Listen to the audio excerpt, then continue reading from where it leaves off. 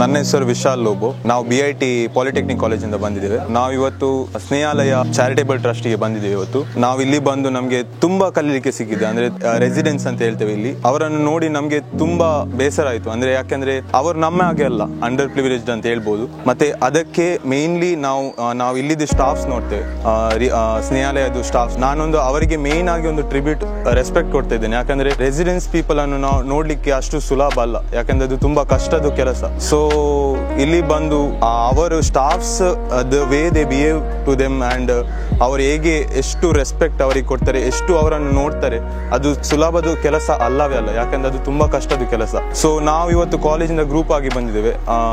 ನಮ್ಗೆ ಇಲ್ಲಿ ನೋಡಿ ನಮ್ಗೆ ಇನ್ನು ನೆಕ್ಸ್ಟ್ ನಮ್ಮ ಫ್ಯೂಚರ್ ಅಲ್ಲಿ ನಮ್ಗೆ ಹೀಗೆ ಎಂತಾದ್ರೆ ಮಾಡಬಹುದಾ ಅಂತ ತುಂಬಾ ಕಲಿಸಿ ಕೂಡ ಕೊಟ್ಟಿದ್ದಾರೆ. ಯಾಕಂದ್ರೆ ಇದನ್ನು ನೋಡುವಾಗ ಕೂಡ ನಮ್ಗೆ ಬೇಜಾರಾಗ್ತದೆ. ಇದನ್ನು ನೋಡುವಾಗ ನಾವು ಇಷ್ಟು ದೊಡ್ಡ ಕೂಡ ಮಾಡ್ಬೇಕಂತಿಲ್ಲ. ಯಾಕಂದ್ರೆ ನಮ್ಮಿಂದ ಎಷ್ಟು ಆಗ್ತದೆ. ಈಗ ಫಾರ್ ಎಕ್ಸಾಂಪಲ್ ನಾವು ಈಗ ಸ್ಟೇಟ್ ಬ್ಯಾಂಕ್ ಎಲ್ಲಿಯಾದ್ರೂ ಹೋಗುವಾಗ ನಮ್ಮಿಂದ ಯಾರಿಗಾದ್ರೆ ಪಾಪದವರು ಬಡವರಿಗೆ ಊಟ ಕೊಡುವ ಹಾಗೆ ಇರ್ಲಿ, ಅದೆಲ್ಲ ನಮ್ಗೆ ಮಾಡ್ಬೋದು. Thank you.